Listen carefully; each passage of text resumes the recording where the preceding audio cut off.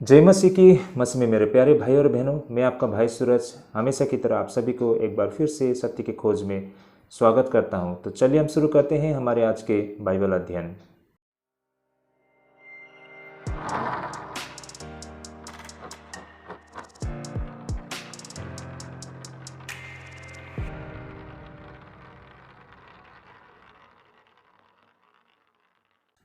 तो स्वागत है भाई और बहनों एक बार फिर से आप सभी को हमारे बाइबल अध्ययन में। आइए हम शुरू करते हैं हमारे आज के बाइबल अध्ययन। भाई और बहनों, हमारा आज का जो बाइबल अध्ययन करने का रहेगा वो मत्ती रचित सुसमाचार 21 अध्याय 23 पद से 32 पद तक रहेगा। Gospel according to the Matthew chapter 21 verse 23 up to 32। और आज हमारा कुल मिलाकर 2 विषय रहेगा। हमारा आज का जो पहला विषय रहेगा अपने फायदे के लिए चुप रहना और कार्यतापूर्ण और शर्मनाक विषय हैं। यह हमारा आज का पहला विषय रहेगा भाई और बहनों। हमारा आज का दूसरा विषय रहेगा शब्दों से नहीं बल्कि कार्य से अभ्यास करना होती है भाई और बहनों। यह हमारा आज का दूसरा विषय रहेगा। तो कुल मिलाकर हमारा आज 2 विषय रहेगा भाई और बहनों। अंत तक बने रहिएगा, काफ़ी रोचक विषय है भाई और बहनों। साथ ही जब कभी भी हमारे इस वीडियो को देखते हैं अपने मन ही मन में ज़रूर प्रार्थना करें, ताकि जब पवित्र आत्मा हमें प्रभुता करते हैं तब सही मायने में हम इन वचन के अर्थ को समझ पाते हैं। हमारी ओर से बिल्कुल कोशिश रहेगी कि आपके समक्ष हम बिल्कुल व्यवहारिक शिक्षा को रखें ना, प्रैक्टिकल टीचिंग को रखें पूरी तथ्य के साथ और सत्य के साथ। और भाई और बहनों, साथ ही हम ये कहना चाहते हैं कि इससे पहले के जितने भी हमारे वीडियो से आप हमारे प्लेलिस्ट से देख सकते हैं। हम जो बाइबल अध्ययन करते हैं वो every chapter to chapter verse to verse रहता है। जैसे कि आज हम मत्ती का 21 अध्याय 23 पद से आगे अध्ययन कर रहे हैं, लेकिन 23 पद से पहले की जो हमारा अध्ययन है वो हमारे प्लेलिस्ट में मिल जाएगा। हमारे चैनल को सब्सक्राइब करें ताकि आप तक सही समय में ये सारे बाइबल अध्ययन पहुंच सके। हम विभिन्न विषय पर चर्चा करते हैं और लोगों के बीच में जो सही शिक्षा पहुंच सके ये हमारी कोशिश रहती है। तो चलिए भाई और बहनों, हम शुरू करते हैं। सबसे पहले हम वचन को पढ़ते हैं। हमारा आज का जो पहला विषय अपने फायदे के लिए चुप रहना, ये एक कार्यपूर्ण और शर्मनाक विषय रहता है। इस पर आज हमें चर्चा करना है। तो आइए हम सबसे पहले वचन को पढ़ते हैं। तो यहाँ पर वचन इस प्रकार लिखा है, मत्ती रचित सुसमाचार 21 अध्याय 23 पद से लेके 32 पद तक में। आइए मैं इसे पढ़ना शुरू करता हूँ। यीशु के अधिकार पर प्रश्न, ये हमारा आज का जो पहला विषय था। वह मंदिर में जाकर उपदेश कर रहा था तो प्रधान याजकों और लोगों के पुरनियों ने उसके पास आकर पूछा, तूने ये काम किसके अधिकार से करता है और तुझे यह अधिकार किसने दिया है? यीशु ने उनको उत्तर दिया, मैं भी तुमसे एक बात पूछता हूँ, यदि वह मुझे बताओगे तो मैं भी तुम्हें बताऊंगा कि ये काम किस अधिकार से करता हूँ। यूहन्ना का बपतिस्मा कहाँ से था, स्वर्ग की ओर से या मनुष्य की ओर से? तब वे आपस में विवाद करने लगे। यदि हम कहें स्वर्ग की ओर से तो वह हमसे कहेगा, फिर तुमने उसका विश्वास क्यों न किया? और यदि कहे मनुष्य की ओर से तो हमें भीड़ का डर है, क्योंकि वे सब यूहन्ना को भविष्यद्वक्ता मानते हैं। अंततः उन्होंने यीशु को उत्तर दिया, हम नहीं जानते। उसने भी उनसे कहा, तो मैं भी तुम्हें नहीं बताता कि ये काम किस आधार से करता हूँ। ओके, आमीन। तो भाई और बहनों, आप देख पाते हैं यहाँ पर प्रभु यीशु मसीह के अधिकार पर प्रश्न चिन्ह लगाया गया है धार्मिक संसार के द्वारा। देखिए होता क्या है कि प्रभु यीशु मसीह मंदिर में उपदेश दे रहे थे, उसी दौरान यहाँ पर प्रधान याजक और पुरने होते हैं और वे पूछते हैं उनसे कि ये काम किसके अधिकार से वो क्या करते हैं। लेकिन यहाँ पर प्रभु यीशु मसीह उनको उत्तर उन्हीं के जवाब में देते हैं। प्रभु यीशु मसीह उनके उत्तर को प्रश्नों के द्वारा ही उनके समक्ष रख देते हैं। यहाँ पर हमें दिखाई देता है कि प्रभु यीशु मसीह उनसे कहते हैं कि मैं भी तुमसे एक बात पूछता हूँ, यदि वह मुझे बताओगे तो मैं भी तुम्हें बताऊंगा कि ये काम किस आधार से करता हूँ। प्रभु यीशु मसीह ने उनसे पूछा, यूहन्ना का बपतिस्मा कहाँ से था? कहने का मतलब यूहन्ना का बपतिस्मा कहाँ से आया था, किस अधिकार से आया था? क्या वो स्वर्ग की ओर से था या मनुष्य की ओर से था? तब वे आपस में विवाद करने लगे ना। अब वे बिल्कुल दुविधा में पड़ गए थे, क्योंकि वे अच्छी तरह समझते थे कि यदि वे कहेंगे कि ये स्वर्ग की ओर से था, यानी कि परमेश्वर की ओर से यूहन्ना था, तो फिर उस पर ये एक प्रश्न चिन्ह लग जाएगा कि उन्होंने यूहन्ना की बातों पर क्यों विश्वास नहीं किया, उनकी प्रतीति क्यों नहीं की। और अगर वो कहेंगे कि ये मनुष्य की ओर से हैं, तो उनको ये भी डर था कि भीड़ उन पर आ पड़ेंगे, क्योंकि आमतौर पर जो यहूदी होते हैं वे यूहन्ना को भविष्यद्वक्ता के रूप में देखते हैं और उनका मानना था कि वे परमेश्वर की ओर से थे। तो यही कारण अब यहाँ पर वे जो प्रश्न लेके आए थे यीशु मसीह के समक्ष, अब वे खुद उसी प्रश्न में उलझ कर रह गए हैं। अब वे बिल्कुल दुविधा में पड़ गए हैं, ना आगे जा सकते हैं ना पीछे आ सकते हैं, वो फंस गए हैं। अब यहाँ पर इन लोगों के बुरी नीयत इनको दुविधा में डाल देते हैं। भाई और बहनों, अगर हम इसे बिल्कुल ऊपरी परत में ही लेते हैं तो ये जो घटना हमें बिल्कुल स्पष्ट दिखाई देती है, लेकिन यहाँ से हम कुछ संदेश को प्राप्त कर सकते हैं, कुछ बातों को समझ सकते हैं। आइए भाई और बहनों, इस पर आगे हम चर्चा करते हैं। तो इस तरह भाई और बहनों, वास्तव में अगर हम देखें तो प्रभु यीशु मसीह के द्वारा जो किया गया वो सारे असाधारण काम, जैसे कि उन चमत्कारों को ना, लोगों को चंगाई करना, वो सारे उपदेश, भाई और बहनों, ये कोई मतलब चमत्कार से कम नहीं था। ये सब एक असाधारण कार्य था, ये कोई आम व्यक्ति नहीं कर सकते थे। तो इस तरह भाई और बहनों, प्रभु यीशु मसीह के द्वारा किया गया ये सारे असाधारण कार्य के विषय में जब हम सोचते हैं तो भाई और बहनों, इस बात में हमें कोई आश्चर्य बिल्कुल नहीं दिखाई देती है कि यहूदी अधिकारियों ने ये प्रश्न क्यों किया था कि ये सब करने का अधिकार उन्हें किसने दिया है। यहाँ पर फिलहाल तो हमें प्रभु यीशु मसीह उन्हें सीधी तौर पे जवाब देते हुए नहीं दिखाई देते हैं कि उसका ये जो अधिकार इस तथ्य से आया था कि वह परमेश्वर का पुत्र है। भाई और बहनों, वास्तव में प्रभु यीशु मसीह को अभी भी बहुत सारे कार्य करने के लिए आवश्यकता थी और विशेष करके अपने शिष्यों को शिक्षा देना बाकी था।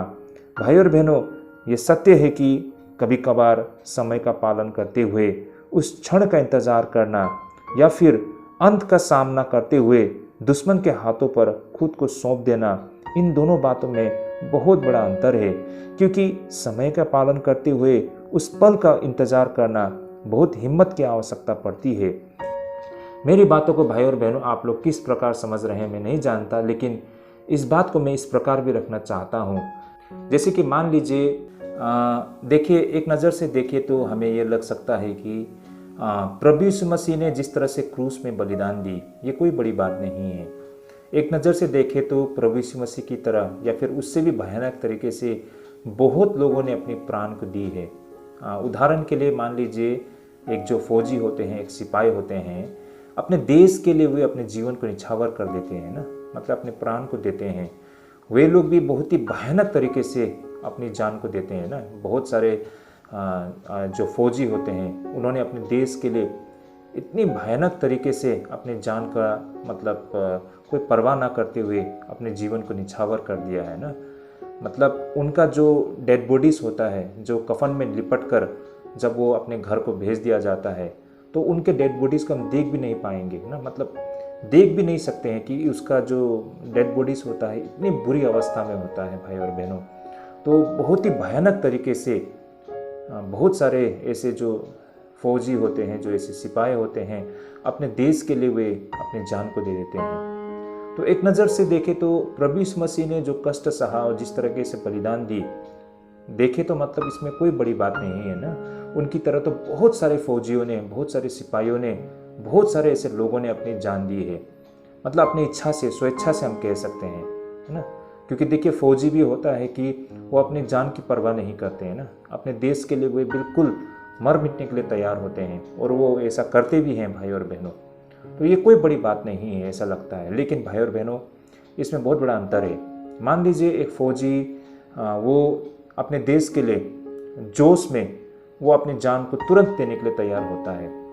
ये थोड़ा आसान होता है भाई और बहनों, इसके कंपेयर में, इसकी तुलना में अगर किसी व्यक्ति को एक कमरे में रख दिया जाए, है ना, और उसको ये बोल दिया जाए कि 3 दिन बाद में या 4 दिन बाद में तुम्हारी हत्या कर दी जाएगी, वो भी बहुत ही भयानक तरीके से, भाई और बहनों, वो मौत बहुत ही मतलब कष्टदायक होता है। तुरंत अपनी जान को दे देना और या फिर मौत की इंतज़ार करना, और वो किस तरह की मौत होगा वो आपको पता है, उस मौत का इंतज़ार करना, तो यही एक बहुत बड़ा अंतर है। देखिए, प्रभु यीशु मसीह के साथ भी यही कुछ होते हुए हम देख पाते हैं ना।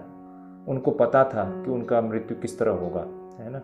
तो उस मौत का वो इंतज़ार कर रहे थे ना, उसका सही समय का इंतज़ार कर रहे थे, परमेश्वर के आदेश को इंतज़ार कर रहे थे। तो इसके लिए बहुत हिम्मत की आवश्यकता पड़ती है भाई और बहनों। तुरंत अपनी जान को जोश में आकर दे देना, शायद ये ज़्यादातर लोगों के लिए संभव है, लेकिन अपनी मौत की इंतज़ार करना वो सबसे कष्टदायक है भाई और बहनों। तो वही चीज़ हम यहाँ पर भी प्रभु यीशु मसीह में होते हुए देख पाते हैं।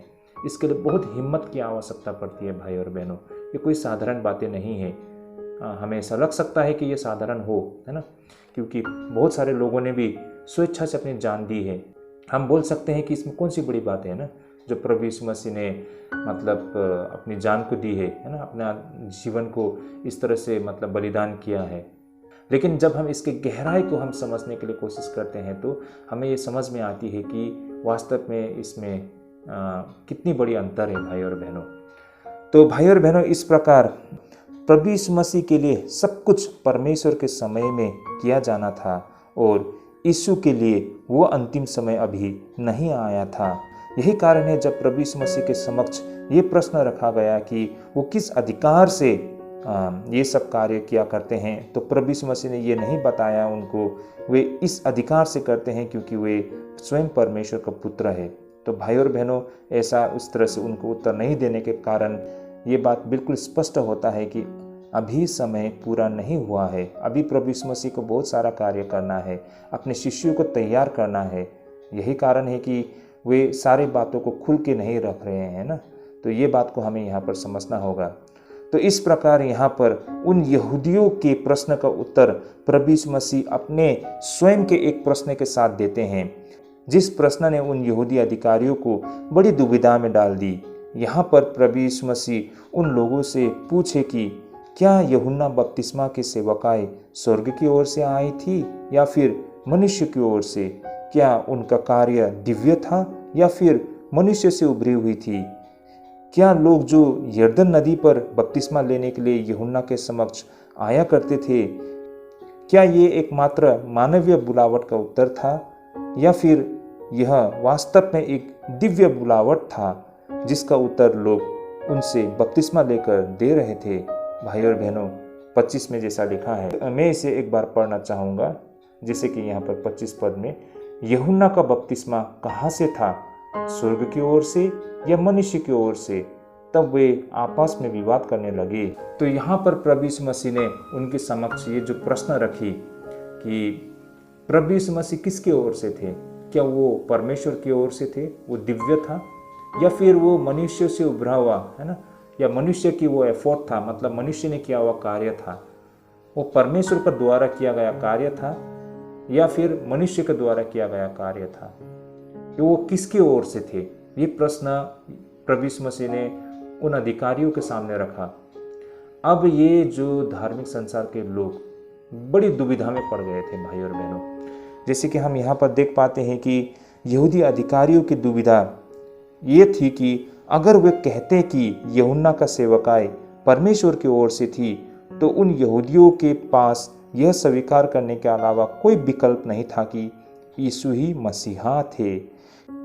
क्योंकि देखा जाए तो यूहन्ना ने इस तथ्य को और इस विषय में निश्चित तौर पर और बिल्कुल अचूक गवाही दी थी। दूसरी ओर यदि वे इस बात से इनकार करते कि यूहन्ना की सेवकाई परमेश्वर की ओर से हैं, तो उन्हें लोगों का क्रोध का सामना करना पड़ता, क्योंकि लोग काफ़ी हद तक लोग इस बात से आश्वस्त थे कि वह परमेश्वर की दूत है।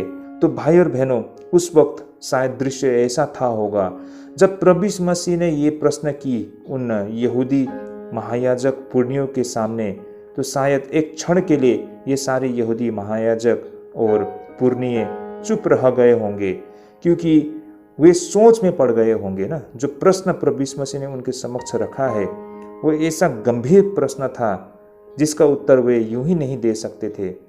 शायद थोड़ी देर के लिए उनके बीच में चुप्पी छा गई होगी ना। अब वे सोचने में पड़ गए कि हमें आगे क्या उत्तर देना है ना। वो आपस में चर्चा करना शुरू कर दिए, वे विवाद में पड़ गए और थोड़ी देर के लिए वे शायद चुप रह गए होंगे क्योंकि उनको कुछ समझ नहीं आ रही होगी।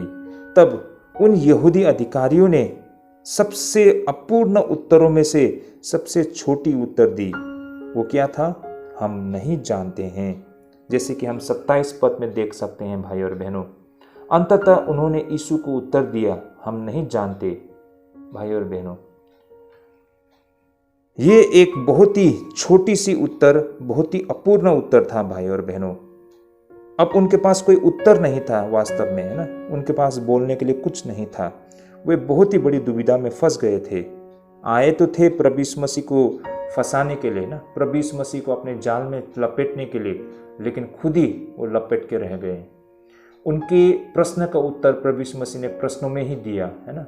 उनकी भाषा में ही, उनके जुबान में ही प्रभु यीशु मसीह ने उनको उत्तर दिया। ऐसा उत्तर दिया जो उनको ही लपेट के रख दिया, है ना। अब उनको समझ में नहीं आ रहा था कि वो कहे तो कहे क्या कहे, क्योंकि ये भी कहेंगे तो फंसेंगे, वो भी कहेंगे तो फंसेंगे। आगे कुआं है तो पीछे खाई, ऐसा कहा जाता है ना। मतलब जाने के लिए उसके पास कोई रास्ता नहीं है। वो बुरी तरह से फंस गए हैं भाई और बहनों। यही कारण है वे आपस में चर्चा किए। उनके पास कहने के लिए, बोलने के लिए कुछ नहीं था, तो उन्होंने एक बहुत ही छोटा सा उत्तर और अपूर्ण उत्तर था वो, है ना, और वो था हम नहीं जानते। उसमें उनकी निराशा को दिखाई देते हैं, उनकी असफलता को उसमें दिखाई देती है, उनकी अज्ञानता को दिखाई देती है और उनकी यहाँ पर चालाकी को दिखाई देते हैं भाई और बहनों। आइए इससे हम थोड़ा गहराई से अध्ययन करते हैं और इससे आप और हम क्या सीख सकते हैं, आप और हमारे लिए क्या संदेश है इस सारे घटना से, इस पर हम आगे चर्चा करते हैं भाई और बहनों। भाई और बहनों, वास्तव में ये जो महायाजक और पुरनिये थे, उन्हें ये पता होना चाहिए था कि यह महासभा के कर्तव्य का हिस्सा था जिसके ये यहूदी स्वयं अधिकारी थे, जैसे कि सच्चे और झूठे भविष्यद्वक्ताओं के बीच भेद करना। लेकिन यहाँ पर वे कह रहे थे कि वे उस भेद को करने में असमर्थ थे। मेरी बातों को आप लोग समझ पा रहे होंगे भाई और बहनों ना। इसी बातों को मैं कहने के लिए कोशिश कर रहा था। ये जो महायाजक और पुरनिये जिन्होंने प्रभु यीशु मसीह के सामने ये जो प्रश्न रखा कि आप ये जो कुछ भी चमत्कार और ये सारे जो बातें आप कह रहे हैं, ये सारे उपदेश आप दे रहे हैं, किसकी ओर से हैं, किसकी अधिकार से आप ये सब कर रहे हैं। तो ये प्रश्न को उन्होंने प्रभु यीशु मसीह के समक्ष रखा, है ना, प्रभु यीशु मसीह को दबोचने के लिए। लेकिन प्रभु यीशु मसीह ने उनके प्रश्न को उन्हीं के भाषा में, उनकी जुबान में एक प्रश्न के रूप में उनके सामने रखा कि यूहन्ना किसकी ओर से थे, परमेश्वर की ओर से या मनुष्य की ओर से। अब उनके पास इसका उत्तर नहीं था ना, बिल्कुल वे दुविधा में पड़ गए थे। उन्होंने आपस में चर्चा किया और उन्होंने ये जवाब दिया कि हम नहीं जानते हैं। अब भाई और बहनों, उनका ये जो उत्तर दिखाता है, हम नहीं जानते हैं, हमें पता नहीं है, हमें मालूम नहीं है, ये जो उनका उत्तर था भाई और बहनों, देखिए ये दिखाता है कि ये लोग कितने असमर्थ थे या फिर ये कितने असफल थे अपने कर्तव्य, अपने ड्यूटियों को लेकर ना। देखिए भाई और बहनों, ये जो महायाजक है ना और ये जो पुरनिये, ये महासभा की एक सदस्य है ना। ये कोई मामूली लोग नहीं है, ये काउंसिल का एक मेंबर है और उनको ये अधिकार था और उनको ये ज्ञान थी कि वो फर्क कर सके झूठे भविष्यद्वक्ता और सच्चे भविष्यद्वक्ता कौन होते हैं, है ना। कौन परमेश्वर की ओर से होते हैं, कौन दुष्ट की ओर से होते हैं। उनको ये फर्क करने की उनको ये समझ होनी चाहिए थी, है ना। ये उनमें ये सारी चीज़ होना चाहिए था। लेकिन हमें यहाँ पर ये दिखाई देता है कि वो फर्क कर नहीं पा रहे हैं कि यूहन्ना किसकी ओर से थे। यूहन्ना परमेश्वर की ओर से थे या फिर मनुष्य की ओर से थे। हाँ, ये बात हकीकत है, ये सच्चाई है कि उनको ये बातें पता थी, वो जानते थे यूहन्ना परमेश्वर की ओर से हैं, लेकिन वो स्वीकार करने के लिए तैयार नहीं थे, क्योंकि सच्चाई बहुत कड़वा होता है ना। और यूहन्ना ऐसी बातों को रखते थे जो बहुत ही कड़वी होती थी और इनके लिए ये चीज़ स्वीकार करना बहुत कठिन था, क्योंकि ये लोग दुष्ट लोग थे, ये लोग बुरे लोग थे, ये हर प्रकार के बुरे काम कर रहे थे, है ना। बिल्कुल परमेश्वर के खिलाफ में वो लोग काम कर रहे थे। कैसे वो लोग सच्चाई से प्रेम कर सकते हैं ना, क्योंकि सच्चाई मीठा होता है, इन द मीन टाइम उन लोगों के लिए तीता होता है, कड़वा होता है, जो सच्चाई से प्रेम नहीं करते हैं। तो यही कारण है कि उनके लिए ये बहुत कठिन था कि यूहन्ना को वो स्वीकार कर सके, वो एक्सेप्ट कर सके, भले ही ये सत्य हो। और वो जानते थे वो परमेश्वर की ओर से थे, इनमें सच्चाई था, फिर भी उन्होंने अपने फायदे के लिए वो चुप रह गए, उन्होंने यूहन्ना को स्वीकार नहीं किया। अब यहाँ पर वे बिल्कुल दुविधा में फंस गए हैं ना। वो बोल भी नहीं सकते हैं कि परमेश्वर की ओर से हैं। अगर वो कहेंगे कि वो परमेश्वर की ओर से हैं, तो फिर उन्होंने क्यों उस पर विश्वास नहीं किया। और बोलेंगे कि ये परमेश्वर की ओर से नहीं है, फिर लोग उन पर आ खड़े होंगे, है ना, क्योंकि लोग तो उन्हें एक भविष्यद्वक्ता, परमेश्वर की ओर से एक दूत समझते थे यूहन्ना को। तो यही कारण है भाई और बहनों, अब यहाँ पर ये जो महान याजक और पुरनीय हैं, अब बिल्कुल इनके उत्तर में हमको ये दिखाई देता है कि ये कितने असफल है अपने कर्तव्य को करने में ना। जो उनका मुख्य कार्य था ना, जो उनका मुख्य जिम्मेदारी थी, उसको वो पूरा नहीं कर पा रहे हैं। ये बहुत ही मतलब शर्मनाक बातें हैं भाई और बहनों। सारे लोगों के सामने में उनकी असलियत मतलब निकल के आ रही है ना। उनको तो अच्छी तरह से पता होना चाहिए था, उनको ये जवाब देना चाहिए था कि यूहन्ना बपतिस्मा परमेश्वर की ओर से है, तो वो एक्सेप्ट करने के लिए तैयार नहीं है, और मतलब सच्चाई को वो लोग बोलने के लिए तैयार नहीं है ना। और यही कारण है उन्होंने ये उत्तर दिया कि हमें पता नहीं है। लेकिन उनका ये उत्तर उन्हीं को ले डूबा है भाई और बहनों, क्योंकि ये दिखाता है कि वे असफल थे। ये बहुत ही शर्मनाक बातें हैं कि एक प्रधान याजक होकर इसका उत्तर उनको पता नहीं था भाई और बहनों। ये जानबूझकर दिया गया उत्तर था उन लोगों का, जो कि बहुत ही इरिस्पॉन्सिबल और शर्मनाक मतलब ये एक उत्तर था उन लोगों का भाई और बहनों। अंततः भाई और बहनों, ये एक गंभीर चेतावनी थी ये उन लोगों के लिए जो जानबूझकर कायरता के कारण अज्ञानता को धारण कर लेते हैं, और ऐसे व्यक्ति सिद्धांत के बजाय अपने फायदे या फिर समय चिंता के लिए सोचते हैं।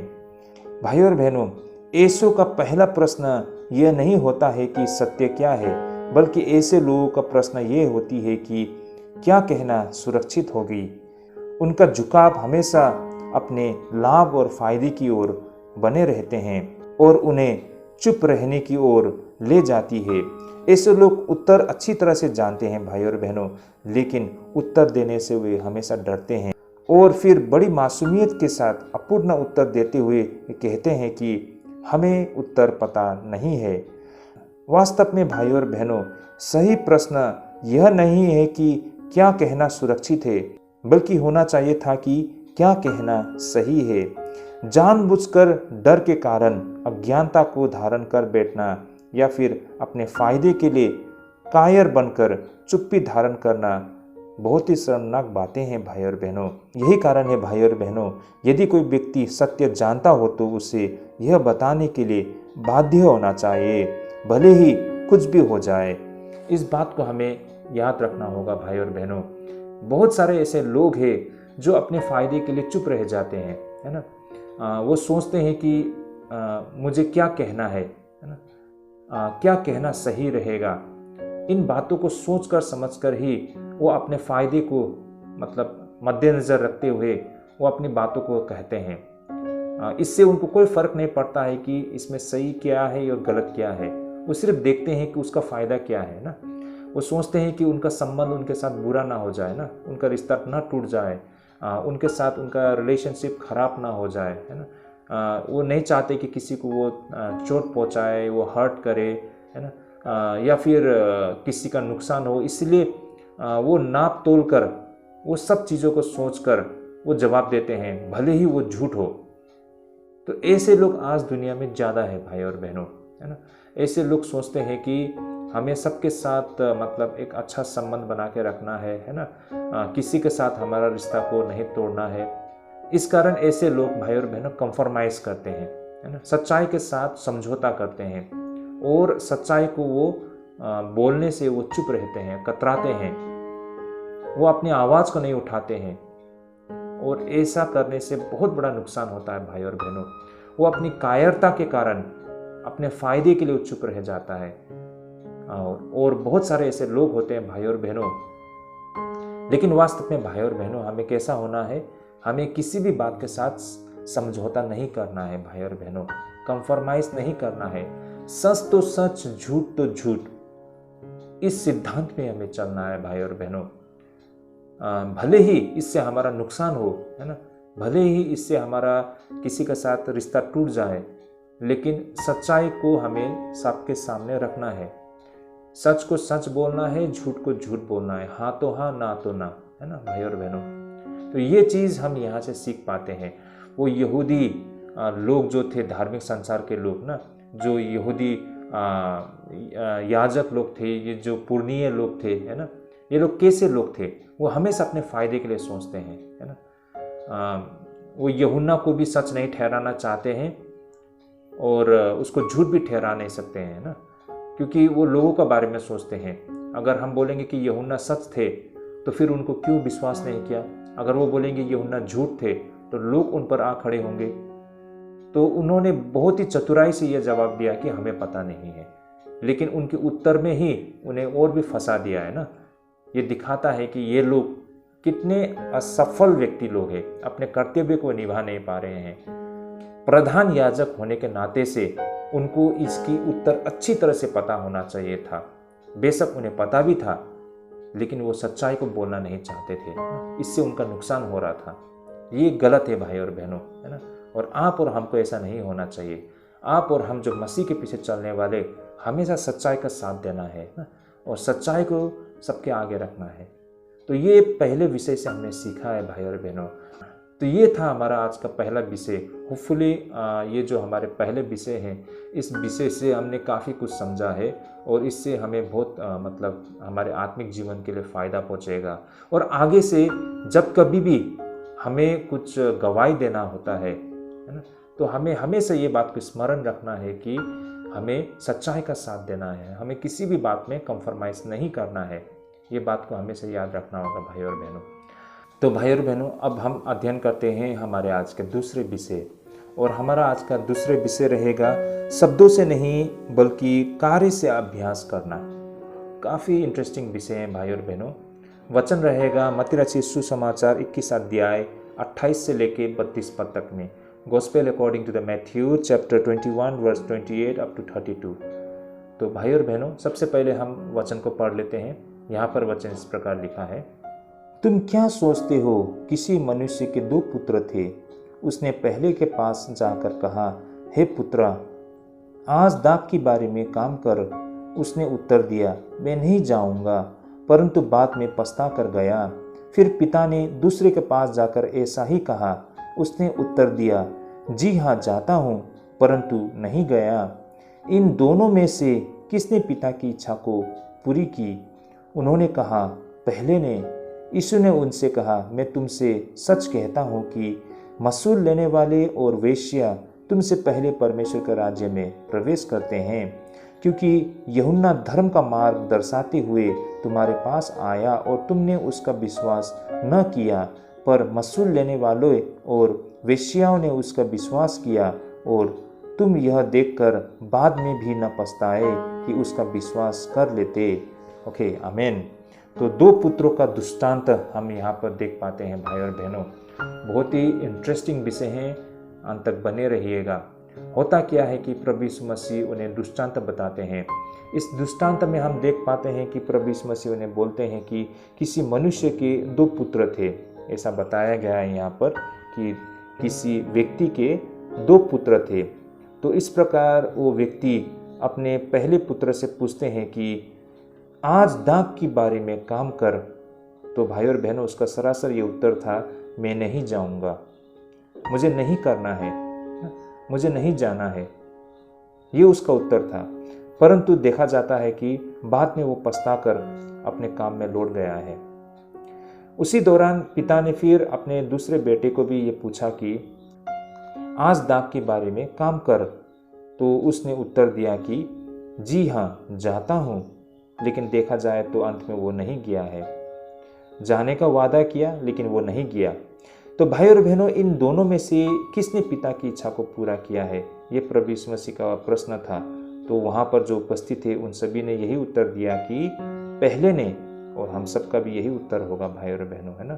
तो यीशु ने उनसे कहा, मैं तुमसे सच कहता हूँ कि मसूल लेने वाले और वेश्या तुमसे पहले परमेश्वर के राज्य में प्रवेश करते हैं, क्योंकि यूहन्ना धर्म का मार्ग दर्शाते हुए तुम्हारे पास आया और तुमने उसका विश्वास न किया, पर मसूल लेने वाले और वेश्याओं ने उसका विश्वास किया। तो वहाँ पर जो उपस्थित प्रधान याजक और पुरनियों और धार्मिक संसार के सारे लोगों ने ये बातों को सुनी। तो भाई और बहनों, अब होता क्या है यहाँ पर, इस बात को हम किस तरह समझे। यहाँ पर जो दृष्टांत बताया गया है इसका अर्थ बिल्कुल भाई और बहनों स्पष्ट है। यहाँ पर यहूदी धर्मगुरु और अधिकारी वे लोग थे जिन्होंने कहा था कि वे परमेश्वर की आज्ञा का पालन करेंगे, और फिर अंत में उन्होंने नहीं किया। और ऐसे धार्मिक संसार के लोग वे दूसरे पुत्र थे ना, जो जिन्होंने अपने पिताजी को कहा कि जरूर पिताजी, मैं दाग के बारे में जाकर आज काम करूँगा, है ना। लेकिन बहुत मीठी मीठी बहुत सारे बातें कही, लेकिन अंत में वो नहीं गया। तो ऐसे बेटे ऐसे लोगों को दिखाता है जो विशेष करके यहूदी धार्मिक संसार से संबंधित थे, है ना। उन्होंने हमेशा परमेश्वर के नाम को जपा है ना, परमेश्वर के नाम को लिया है, परमेश्वर के लिए बहुत कुछ करने के लिए उन्होंने बहुत बड़ी बड़ी बातें कही है। लेकिन वास्तव में जब परमेश्वर उनके सामने प्रकट हुआ तो उन्होंने पहचानने से भी उसे इनकार कर दिया, है ना। उनकी बातों को सुनने के लिए वो तैयार नहीं था, और उन लोगों ने बहुत पहले ही परमेश्वर का मार्ग को छोड़ चुका था। लेकिन हम यहाँ पर देख पाते हैं कि चुंगी लेने वाले और वेश्या वे लोग थे जिन्होंने कहा कि वे अपने ही मार्ग पर चलेंगे, लेकिन वे अंत में परमेश्वर के मार्ग पर लौट गए। तो भाई और बहनों, ये पहले वो पुत्र थे जिनको कहा गया कि आज दाग के बारे में काम कर, लेकिन उन्होंने कहा कि मुझे आपकी दाग के बारे में काम नहीं करना है, मुझे कहीं और जाना है या फिर मुझे कुछ और करना है, और वो वहाँ से चले गए। ये उसी प्रकार है जो भाई और बहनों, विशेष करके ऐसे लोग जो बिल्कुल निचले तबके के लोग, है ना, जो चुंगी लेने वाले टैक्स कलेक्टर्स, जो वेश्या, है ना, जिसको तो सीधी सीधी समाज भी बिल्कुल नकार देते हैं। ऐसे लोगों को समाज में कोई स्थान नहीं है, जिसको बहुत ही निचले नज़रों से देखा जाता है ना, क्योंकि उन्होंने सीधे सीधे परमेश्वर के मार्ग से वो लोग दूर चले गए हैं ना, उन्होंने परमेश्वर को बहुत पहले ही छोड़ चुके हैं, है ना। तो ऐसे लोग, लेकिन भाई और बहनों, जब उनको महसूस हुआ, उनको एहसास हुआ, उन्होंने अपना मार्ग को बदल के परमेश्वर की ओर लौट गए हैं। वो पहले वाले बेटे की तरह है ना, जिन्होंने पहले तो दाग के बारे में जाके काम करने से बिल्कुल साफ इनकार कर दिया, लेकिन बाद में वो लौट कर वो दाग के बारे में काम करने को चला गया। तो इस तरह से हम देखते हैं, भले ही वो लौट के वापस आया, लेकिन वापस तो वो आया है ना। भाई और बहनों, अंततः इस दृष्टांत को सही तरह से समझने की कुंजी यह थी कि ये दृष्टांत वास्तव में किसी की भी प्रशंसा नहीं करती है। ये दृष्टांत हमारे सामने ऐसे दो बहुत ही अपूर्ण लोगों की एक तस्वीर को पेश कर रहे हैं, जिसमें एक जन दूसरे जन से कम बेहतर नहीं थी। और फिर इस कहानी में कोई भी पुत्र ऐसा पुत्र नहीं था जो अपने पिता को पूर्ण रूप से आनंद प्रदान करता हो। दोनों ही पुत्र बिल्कुल असंतोषजनक थे भाई और बहनों, क्योंकि हम साफ साफ देख पाते हैं, पहला वो पुत्र जो बिल्कुल साफ साफ उन्होंने ये इनकार कर दिया कि वो पिता के दाग के बारे में जाके काम करे, है ना। और दूसरा बेटा जिन्होंने वादा तो किया, लेकिन वो वादा को उसने कभी पूरा नहीं किया। तो देखा जाए तो ये दोनों ही बेटे बिल्कुल अपूर्ण है ना, दोनों ने ही पिता को संतुष्ट नहीं किया, वो दोनों ही मतलब परफेक्ट नहीं है, दोनों ही बेटे इनपरफेक्ट है भाई और बहनों, है ना। तो ये चीज़ हमको यहाँ पे दिखाई देता है। लेकिन फिर भी जिस पुत्र ने अंत में आज्ञा का पालन किया वह दूसरे से बहुत बेहतर था भाई और बहनों। भले ही उसने शुरुआत में अपने पिता की आज्ञा को मानने से इनकार कर दिया, लेकिन बाद में उसको एहसास होकर, वो महसूस होकर वो लौट के आए। ये बहुत बड़ी बात है भाई और बहनों। उससे तो बहुत ही बड़ी बात है जिन्होंने मीठी मीठी बात कही ना, बड़ी बड़ी बात कही, लेकिन नहीं किया, जैसे कि धार्मिक संसार के लोग, है ना। हर समय परमेश्वर का नाम लेते रहते हैं, लेकिन जब उनकी करने के समय आया तो उन्होंने परमेश्वर से मुंह फिरा लिया ना, मसीह को पहचानने से भी इनकार कर दिया। उन्होंने परमेश्वर का आज्ञा को पालन करना बहुत पहले ही छोड़ चुका था, है ना। तो भले ही उन्होंने परमेश्वर का नाम में बहुत बड़ी बड़ी बातें कही, लेकिन जब करने का समय आ गया तो फिर वो बिल्कुल वहाँ से नजारत थे। भाई और बहनों, मैं आप सभी के सामने एक आदर्श पुत्र के विषय में कुछ कहना चाहता हूँ। देखिए भाई और बहनों, वास्तव में आदर्श पुत्र वो होती है जिन्होंने पिता के आदेशों को आज्ञाकारिता और सम्मान के साथ स्वीकार और निर्विवाद रूप से और पूरी तरह से उनका पालन किया करते हैं। ऐसे को सही मायने में आदर्श पुत्र कहा जाता है। मैं फिर से एक बार कहना चाहता हूँ भाई और बहनों, पिता के आदेशों को आज्ञाकारिता और सम्मान के साथ स्वीकार और निर्विवाद रूप से और पूरी तरह से उनका पालन किया करते हैं। ऐसे लोग ही सही मायने में एक आदर्श पुत्र होता है। लेकिन भाई और बहनों, आज इस दृष्टांत में वो सच्चाई है जो उस स्थिति से बहुत आगे जाती है जहाँ इसे पहली बार कहा गया था। भाई और बहनों, वास्तव में ये दृष्टांत हमें इस दुनिया के वो दो प्रकार के समान वर्ग के लोगों के विषय में बताती है। कहने का तात्पर्य भाई और बहनों, ये जो दृष्टांत है भाई और बहनों, जो प्रभु यीशु मसीह के द्वारा दो पुत्र के विषय में कहा गया था, ये दो पुत्र ऐसे समूह के लोगों के विषय में, ऐसे वर्ग के लोगों के विषय में बताते हैं जो आज इस दुनिया में मौजूद है ना। ये ऐसे लोगों के विषय में बताते हैं जो ये दिखाता है कि किस तरह के लोग वास्तव में आज परमेश्वर की सेवकाई कर रहे हैं। इन बातों को हम इस दृष्टांत से समझ सकते हैं। जैसे कि पहला तो ऐसे व्यक्ति होते हैं जिनका पेशा है ना, जिनका प्रोफेशन उनके प्रतिदिन के जीवन की अभ्यास से बहुत बेहतर होती है। वे कुछ भी वादा करते तो हैं और मुंह से तो कुछ भी करने की आश्वासन कर लेते हैं, लेकिन उनका जीवन में वो जो अभ्यास दिखती है वो बहुत ही दूर है उसकी की गई वादा से। भाई और बहनों, मेरी बातों को आप लोग इस तरह समझ सकते हैं। ऐसी दुनिया में बहुत सारे लोग होते हैं ना। अगर हम धार्मिक दुनिया में भी देखें तो हो सकता है वो कलीसिया का पास्टर हो, है ना, या बहुत बड़ा सेवक हो, है ना, या कलीसिया का वो प्रचारक हो, उपदेशक हो, या फिर वो कलीसिया का सुसमाचार प्रचारक हो, है ना, या फिर वो एक कलीसिया में बहुत अच्छा विश्वासी होने का दावा करता हो। देखिए उसके कपड़े बहुत अच्छे हैं, है ना, साफ सुथरा कपड़े, एकदम सभ्य कपड़ा लगा के आते हैं, हाथों में बाइबल लेके हर समय दुआ प्रार्थना करते हुए और परमेश्वर की स्तुति करते हुए दिखाई देते हैं।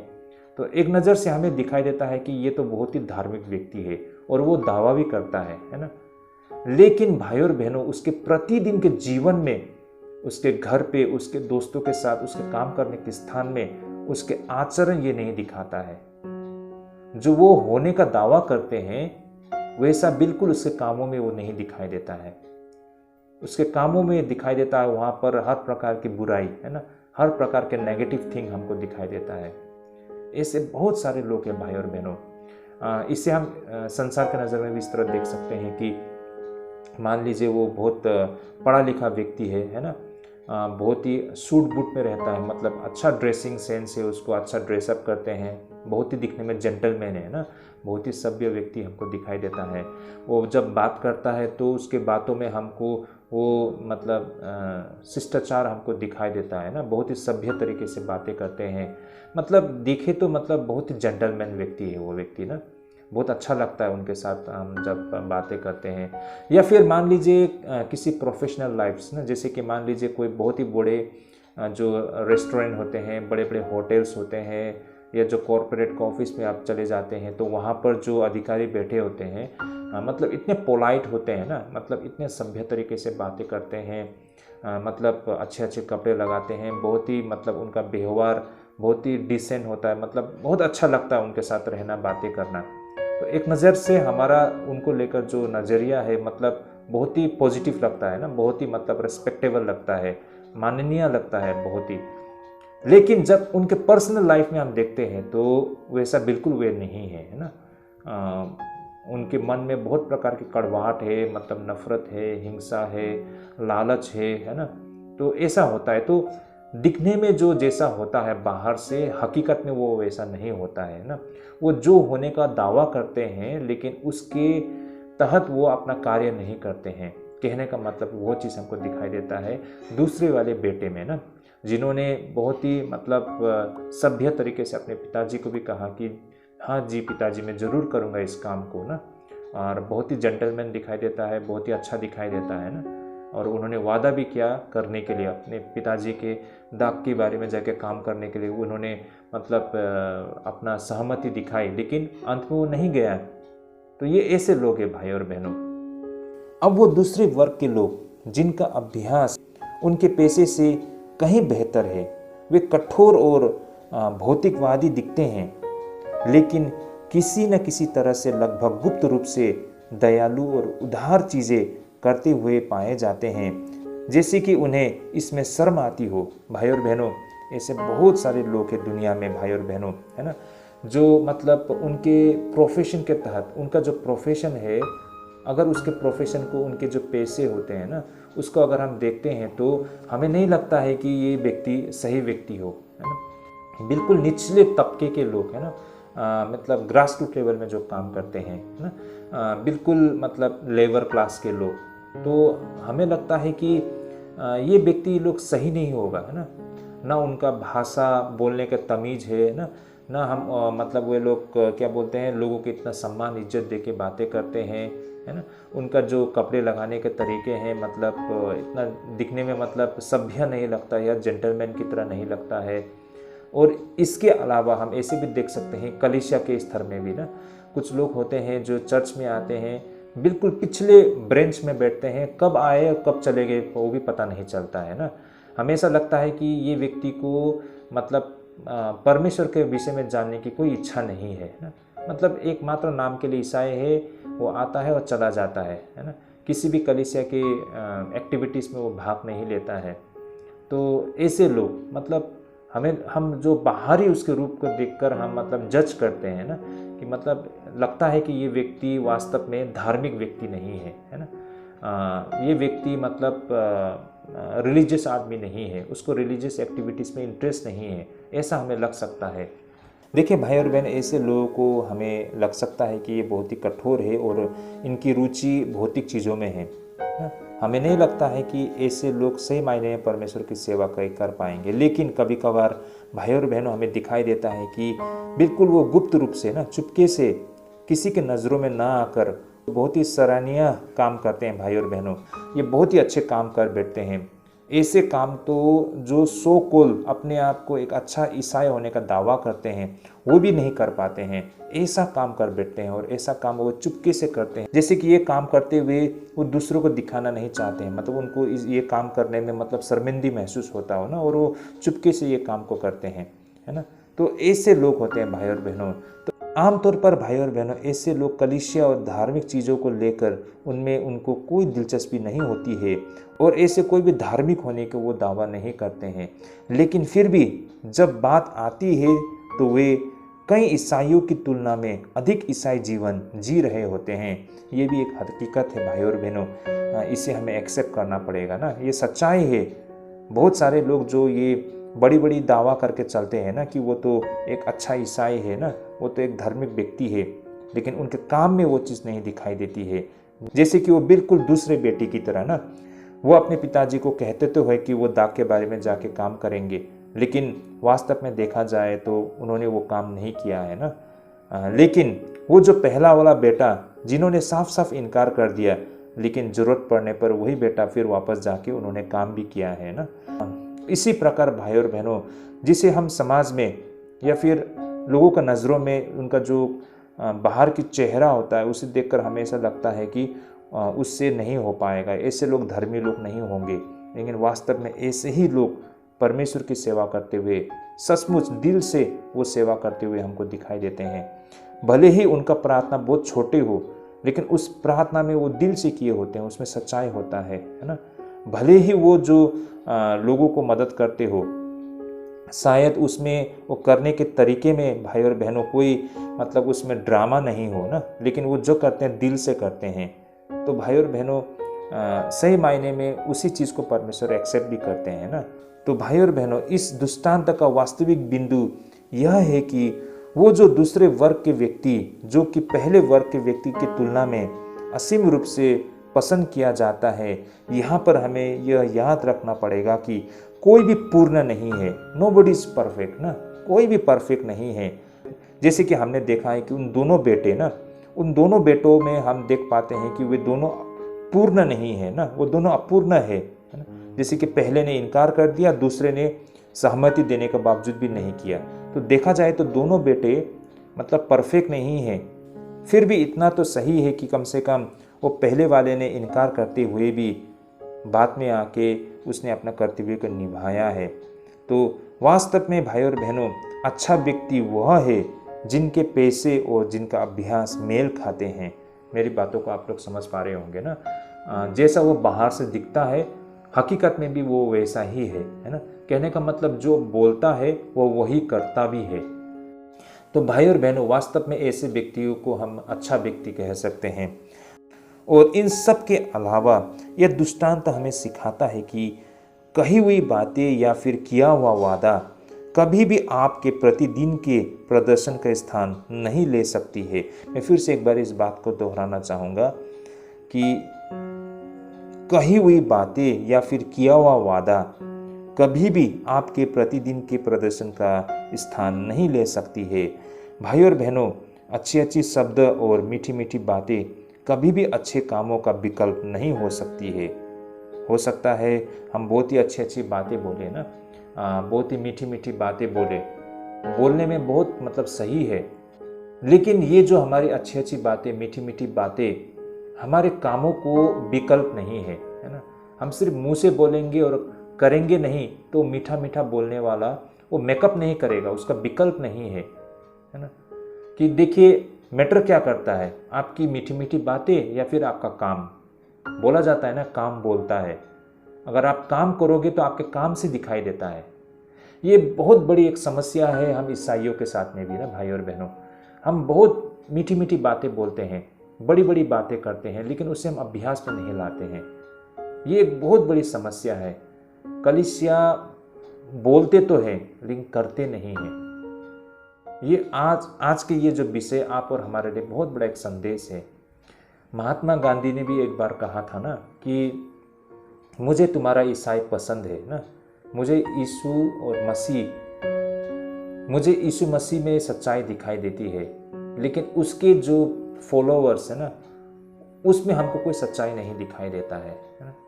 तो वही बात है भाई और बहनों, मतलब हम मुंह से तो बहुत कुछ बोल बैठते हैं लेकिन हम करते नहीं हैं। तो वो चीज़ हमको यहाँ पर दिखाई देती है।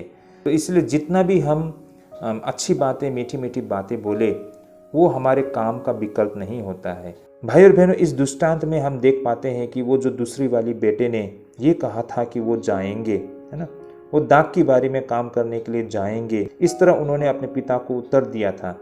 लेकिन वो आखिर में नहीं गया। देखा जाए तो उसमें शिष्टाचार की सभी बाहरी संकेत थी।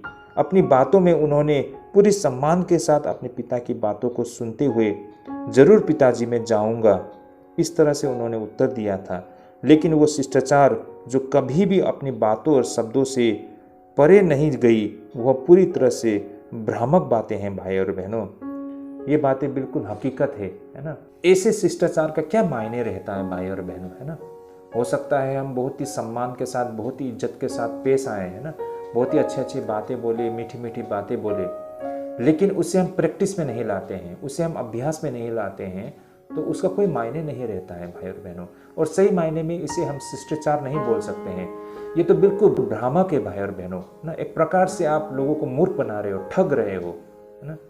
आप लोगों के सामने बहुत अच्छी तरह से पेश आते हो, है ना, और उसके विश्वास को जीत लेते हो, लेकिन आप उसे अंत में धोखा देते हो। ये भ्रामक है भाई और बहनों। इसे शिष्टाचार नहीं बोल सकते हैं भाई और बहनों, है ना। आपने शिष्टाचार को एक आधार बनाते हुए अपने आप को बहुत अच्छी तरीके से पेश किया है, लेकिन आप एक तरीके से उसको मूर्ख बना रहे हो, क्योंकि आपने उस सत्य को अभ्यास नहीं किया है ना। ये भ्रामक है भाई और बहनों। इसलिए सही मायने में शिष्टाचार आज्ञाकारिता, स्वेच्छा और शालीनता से होते हैं। मैं एक बार फिर से इसे दोहराना चाहूँगा कि भाई और बहनों, एक सच्चा शिष्टाचार आज्ञाकारिता, स्वेच्छा और शालीनता से होती है। तो भाई और बहनों, इन बातों को हमें समझना पड़ेगा और इस तरह हम आज इस दृष्टांत से जो सीख सकते हैं वो ये है कि ईसाइयत चीज़ों को प्रदर्शन करना और शब्दों से मीठी मीठी बातें करते हुए बात करना मात्र नहीं, बल्कि आज्ञाकारिता और विनम्रता से अपनी पहचान देना होता है। भाई और बहनों, जिस तरह मैंने पहले भी कहा है ना, आज हमारे मंडली लोग, ऐसा लगता है कि जब ईसाई लोग उपदेश देते हैं या कलीसिया में इकट्ठा होकर जिस तरह से हम गवाही देते हैं, ऐसा लगता है कि ईसाइयों के अलावा इस दुनिया में कोई भी व्यक्ति इतना दयालु ना और इतनी अच्छी सोच रखने वाले, इतनी बड़ी सोच रखने वाले है ही नहीं। लेकिन भाई और बहनों, अगर ये हकीकत होता तो शायद आज तक हमारे देश में 50% ना, पर इतने समय तक में तो 50% लोग प्रभु में आ चुके होते, है ना। लेकिन हकीकत ये है कि हम जितना बोलते हैं अपने जीवन से करके हम दिखा नहीं सकते हैं। वास्तव में असली प्रचार तो हमारे जीवन से हमें करके दिखाना होता है। लोगों को हमारे जीवन में उस बदलाव को देखना होता है ना। हम जिस तरह से मसीह का उद्धार के विषय में बताते हैं, वो उद्धार हमारे जीवन से दिखना चाहिए। लोगों को हमारे जीवन में उस उद्धार को देखना चाहिए ना। लेकिन हकीकत ये है कि हम तो जैसे पहले थे वैसे ही है। हम किसी भी एक अन्य जातियों की तरह ही है भाई और बहनों। हम भी उसी समस्याओं में जकड़े हुए हैं ना, उसी सांसारिक चीज़ों में अभी भी हम जकड़े हुए हैं, है ना। हमारा जीवन अभी भी उन्हीं पापों से भरा पड़ा हुआ है। तो हम कैसे बोल सकते हैं कि हमने उद्धार को प्राप्त किया है? लोगों को हमारे जीवन में उद्धार को दिखाई नहीं देता है। तो फिर यीशु मसीह के पीछे चलने का क्या मायने बनता है ना। कैसे लोग ये जान पाएंगे कि यीशु मसीह ही वास्तव में हमारा उद्धार करता है, वही एकमात्र सच्चा परमेश्वर है बोल के लोग कैसा जान पाएंगे? वो हमारे और आपको देख के ही तो लोग जान पाएंगे ना। लेकिन हमारा जीवन तो वो नहीं दिखा रहा है। सही मायने में आज भी हमने उद्धार को प्राप्त नहीं किया है। आज भी हम उसी पाप के दलदल में फंस के रह गए हैं। तो भाई और बहनों, वास्तव में हमारे जीवन से दिखाना चाहिए था। तो जितना हम बोलते हैं ना, उतना हम नहीं करते हैं। तो क्या बोलेंगे? हम किस प्रकार के व्यक्ति हैं? हम वो दूसरी वाले बेटे की तरह ही है ना, जो हमेशा मसीह के सामने ये करेंगे वो करेंगे बोल के वादा तो करते हैं, है ना। बड़ी बड़ी बातें तो करते हैं, लेकिन उसे हम पूरा नहीं करते हैं। ये बातों को हमें समझना होगा। हमें वो पहली वाले बेटे जैसा होना चाहिए। बेशक हम भटक गए होंगे ना, हम इस दुनिया के तरह चले होंगे, हम पाप के दलदल में थे होंगे, लेकिन जैसे ही हमको एहसास हुआ तो हम वापस लौट के आ गए, है ना, और अपना कार्य करना शुरू कर दिया। तो इन बातों को हमें समझना होगा भाई और बहनों। तो हमने कुल मिलाकर ये बातों को हमने आज के दूसरे विषय से समझा है। तो इस तरह से भाई और बहनों, हमने जो आज पहले विषय से सीखा था, और हमारा जो पहला विषय था कि अपने फायदे के लिए चुप रहना कायरता और शर्मनाक है भाई और बहनों, ये हमारा आज का पहला विषय था। और हमने हमारे आज के पहले विषय से हमने जो सीखा वो ये था कि जानबूझकर कायरता के कारण अज्ञानता को धारण कर लेते हैं, ऐसे लोगों के लिए एक चेतावनी है भाई और बहनों। और ऐसे व्यक्ति सिद्धांत के बजाय अपने फायदे या फिर समीचिनता के लिए सोचते हैं। तो भाई और बहनों, बहुत सारे लोग दुनिया में ऐसे हैं, अपने फायदे के लिए वो समझौता करते हैं, है ना। और भले ही सच्चाई उसको दिखाई देता है, सच्चाई उसको पता है, सच्चाई के विषय में वो जानता है, लेकिन वो बोलने से कतराते हैं, है ना। वो देखते हैं कि ये बोलने से हमारा कितना बड़ा नुकसान हो सकता है, तो इसमें चुप रहना ही बेहतर है, और वो चुप रह जाते हैं। वो बोलने से पहले ये सोचता है कि मुझे क्या बोलना सही रहेगा, मेरे लिए क्या बोलना सही रहेगा, मुझे क्या बोलने से मैं सुरक्षित रह पाऊंगा, इस पर वो ध्यान देते हैं, बजाय इसके कि सत्य क्या है ना। तो वो सत्य को नहीं देखता है, लेकिन वो देखता है कि क्या चीज़ सुरक्षित है ना। तो इसका मतलब वो अपने फायदे के लिए सोचता है ना, अपने सुरक्षा के लिए सोचते हैं, वो समझौता कर बैठते हैं सच्चाई के साथ। ये जो धार्मिक संसार के लोग थे ना, प्रधान महायाजक लोग, है ना, ये पुरनीय लोग, जब उनके सामने में ये प्रश्न था कि यूहन्ना किसकी ओर से थे, क्या वो परमेश्वर की ओर से थे या फिर वो मनुष्य से उपजा हुआ, है ना, मनुष्य से उभरा हुआ एक जन था, तो उनके पास इसका उत्तर नहीं था। हाँ, बेशक उत्तर वो जानते थे लेकिन वो कहना नहीं चाहते थे ना। तो ये ऐसे व्यक्ति है ना, जो मतलब समझौता करते हैं सच्चाई के साथ। तो आप और हमें जो प्रभु में हैं, हमें उनकी तरह नहीं होना चाहिए। हमें सच्चाई को रखने में हमें कभी भी पीछे नहीं हटना चाहिए, है ना। हमें अपने फायदे के लिए नहीं देखना चाहिए, बल्कि जो सच है वो सच है ना, और सच को सच ही कहना चाहिए, झूठ को झूठ ही कहना चाहिए। ये दिखाता है कि हम परमेश्वर से कितना प्रेम करते हैं, हम सच्चाई से कितना प्रेम करते हैं, है ना, और हम सच्चाई के साथ में हैं, ये दिखाता है भाई और बहनों। तो ये पहले विषय से हमने सीखा है।